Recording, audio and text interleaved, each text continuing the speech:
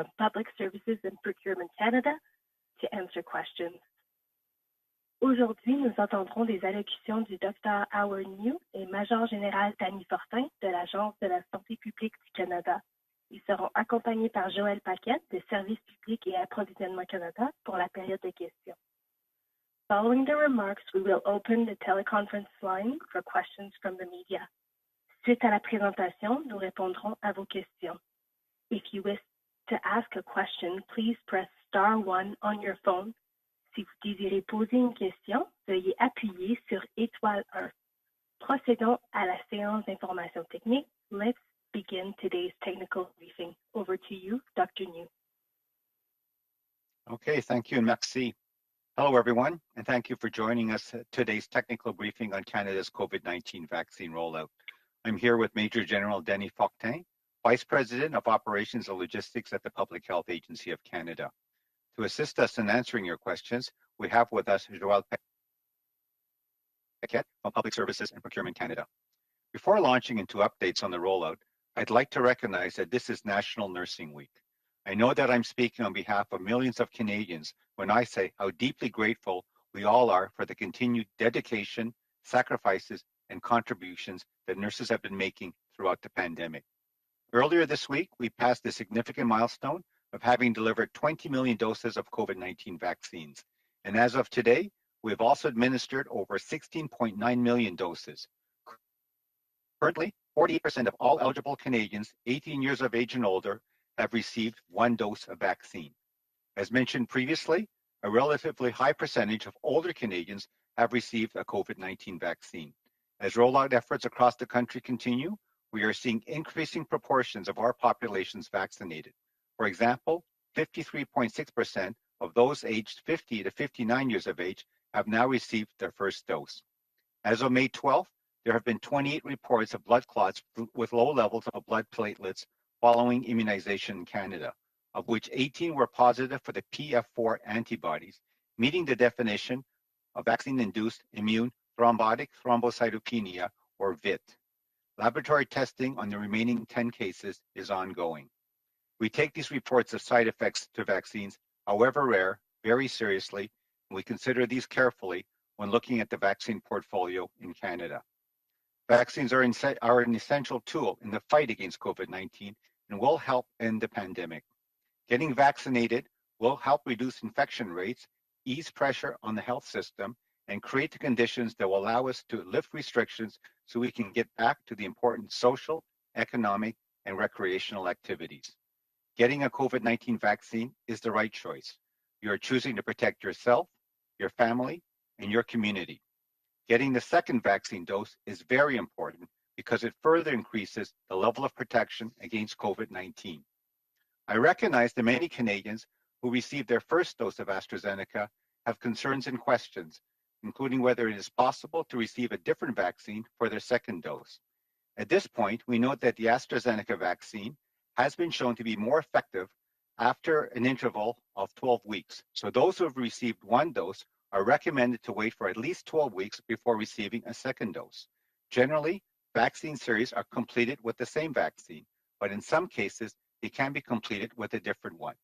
As well, it may be possible that using a different vaccine type could result in a greater immune response, providing broader protection against COVID-19. Currently, the United Kingdom is conducting clinical trials of vaccines with different combinations of vaccine types for the first and second dose.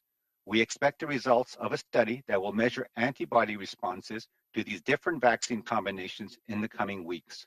Once the data are available, the Public Health Agency of Canada will immediately review the data and seek advice from the National Advisory Committee on Immunization, or NACI, on recommendations for the second dose for those who have received a first dose of AstraZeneca vaccine.